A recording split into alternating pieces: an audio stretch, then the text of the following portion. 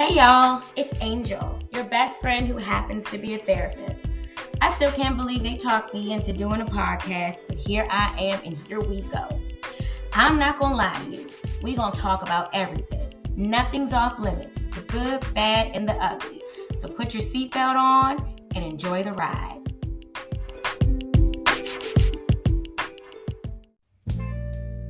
Hi friends, I am back for a really quick segment on suicide prevention.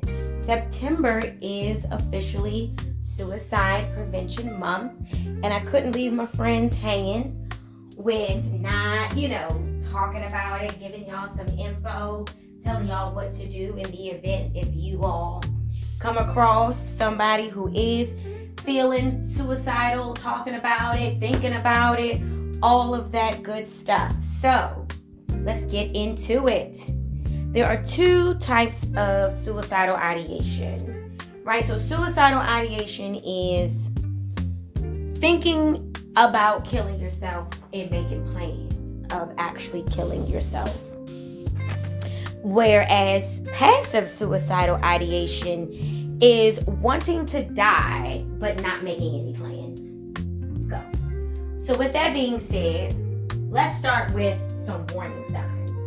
What are some things, some red flags, some yellow flags that you can look for in the event you have a loved one, a friend, a coworker, or, anybody just contemplating suicide, okay?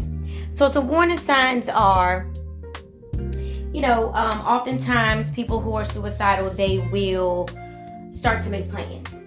They'll make plans for their collector items. So if they're like a collector of baseball cards or basketball cards or comic books or shoes, things like that, things that are important to that person, when they start making plans for those things, like giving them away, if they have pets, any type of dependent, whether it's a child or, they just have people in their life that they wish to look out for, and they just kind of talking about, what kind of things that they would do for them or leave to them, just kind of making plans for not being here anymore.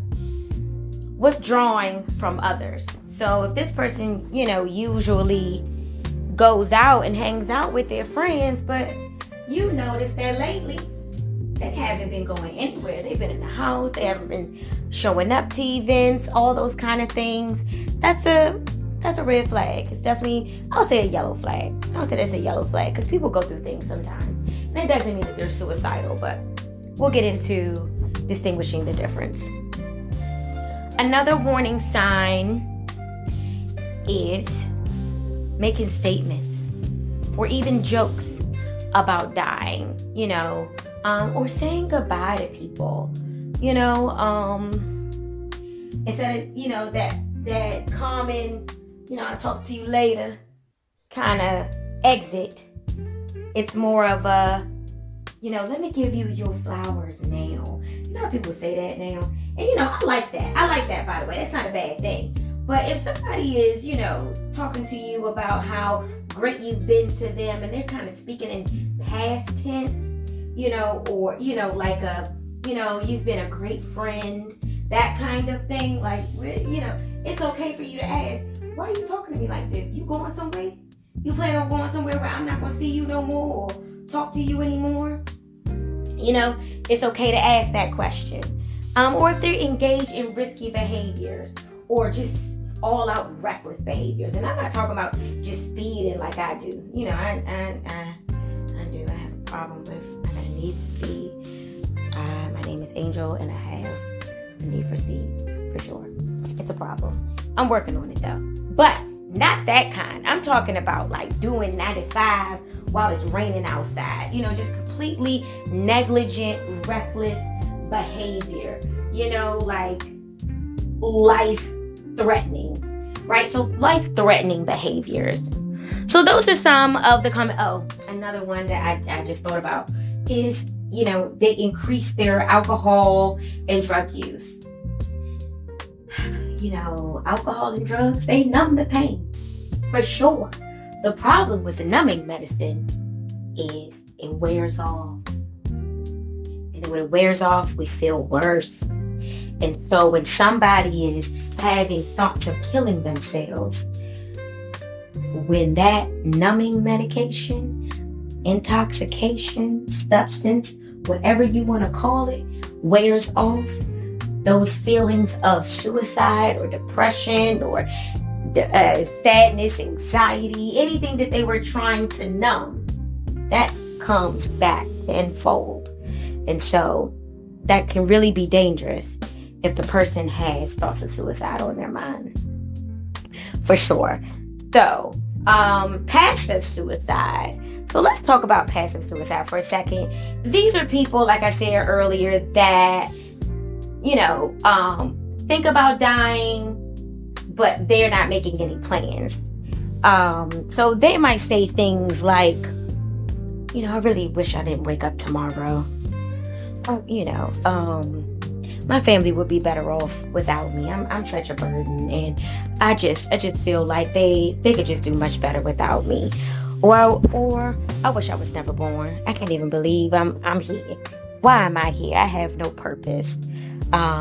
Or they might say something like, life is just so hard. I don't think I can do this. I don't think I want to do this anymore. And so if anybody is exhibiting any of these behaviors, is saying any of these things, showing any of these warning signs, what are you supposed to do? Right? The question is, what are you supposed to do? Well, you can do one or two things. You can tell them that they can call this number. They can call it or they can text it. 988. Okay? They can call 988 or they can text 988. So if they don't even feel like talking, they don't have to. There will be a professional on the other end to help them through whatever it is that they're thinking about, talking about, or even you. If you feel like your loved one is exhibiting some of these warning signs and you want to talk about it, call 988, text 988, and they can talk you through it. 988 is a crisis number. Doesn't have to be suicide. Doesn't have to be about substance abuse. It's just about crisis in general. That is available, a professional available to you 24/7 to help you navigate the crisis that you are feeling, thinking, and dealing with. So 988. Or they can call 1-800-273-TALK. That one is they are still open and doing good things. So you can call them. But I feel like nowadays with all the texting and, just how much phones are really integrated into our lives, I think it's more likely someone to text 988. So whatever, and there's no age limit, okay? So suicide is not for adults only. Suicide is not for children only. Suicide is not for the elderly only. It hits everybody. Just so that you know, in 2022, 49,476 people in the United States killed themselves. It touches everybody. So please don't think that, they're too young to think like that. No, not true. Not at all. So please, if somebody's showing any of these warning signs, please have them call 988. Please have them text 988. And if you feel like they are in immediate danger, so how will you know if they're in immediate danger? If this is somebody who's close to you and they're telling you that, they're considering not being here anymore. And, it's okay for you to say these 4 things. The first thing you'll do is you will ask straight out, do you want to kill yourself? And I know that sounds harsh, but that's the point of the question, right? The point of the question is to make it a reality as to what they're saying. Because sometimes people who are suicidal will kind of beat around the bush and say it in a passive way. So when you come in an aggressive way and they say yes, okay, shit, you mean business. All right, well, let me go on to the next evaluation question. Do you have a plan? So you don't have to say, do you have a plan? You can say, have you been thinking about how you're going to do it? And so if they give you a plan, then you ask, well, do you know when you want to do this? So you ask about time frame. That's number 3, time frame. Say, do Do you know when you want to do this? You trying to do this tomorrow, next week, next month? How long do you think you got before you try to do this plan? Right? And then the last thing you ask yourself this is, do they have the means to implement? Right? So is their plan with pills, but they don't have any access to pills?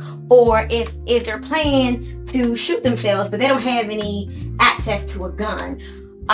So things like that. Either way, if you are concerned, please have them call 988, or you call 988 and say, I don't know what to do. How can I get them to talk to you? And so they might have other ideas and resources based on where you are as to what you can do. Now, if this person has an immediate time frame, I'm going to urge you to call 911 immediately. But this is the thing, and this is one of the things that they train you on with suicidal ideation. If somebody is considering killing themselves and they have a more immediate time frame, you don't get off the phone with them. If you're on the phone, you don't get off the phone with them. If you are in their presence, you don't leave their presence, right? You stay with them and you talk to them about things that they could possibly live for, right? So try to find some type of leverage for you to just kind of engage in conversation with, to basically distract them while you call in 911. That's basically what it is. So that is what you would do. Now, one last thing that I would like to discuss before we go. When you are grieving a loved one who has passed from suicide, it's a little bit different. It's just a tad bit different. So with grief and loss in general, right, there are 5 stages: denial, sadness or depression, anger, bargaining, and acceptance. But when someone has passed from suicide, oftentimes it makes us, the loved ones, think about the woulda, coulda, shoulda. It's like, should I have known this? What if I would have known this? Would I have done something different? Could I have done something different? Can I prevent it? What should I have done? It's like all these different things that we go through in our head. And I'm here to tell you that no, they are going to make the decision for their life. Now, you can do your best, right? All we can do is put our best foot forward to help them. And if they allow us to help them, then yay. But if they don't, it's their choice ultimately at the end of the day. And that's something that they're going to have to, that they will talk to Jesus about, that they'll get to talk to their Creator about. And then they'll figure it out from there. But I don't want you left here on earth, sitting in a ball of sadness and, a ball of grief and loss, including, the guilt piece, blaming yourself or just thinking that you could have did something different or would have did something different or whatever have you. So there are specific support groups for individuals of loved ones who have lost an individual to suicide. Those are very specific because, like I said, the grief and loss process is just a tad bit different. So you can do that for support. And you can also go into therapy, of course, for support. And guess what else you can do? You can call that 988 number for free, any time of day, just to kind of talk it out, say what you need to say, and have someone actually listen to you and help you process your thoughts and feelings. If you are listening to this, I'm not going to lie to you. It's not out of order. It is not out of order that you are hearing this message and getting these tips and tools to use from now moving forward. Please share it with someone else, anyone else that you think would benefit. Until then, be safe, friends. Talk to you later.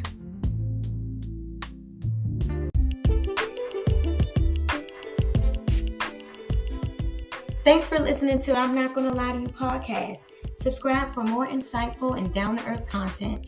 And don't forget to follow us on social media at An Angel's Touch 8 on Instagram and An Angel's Touch Therapy on Facebook.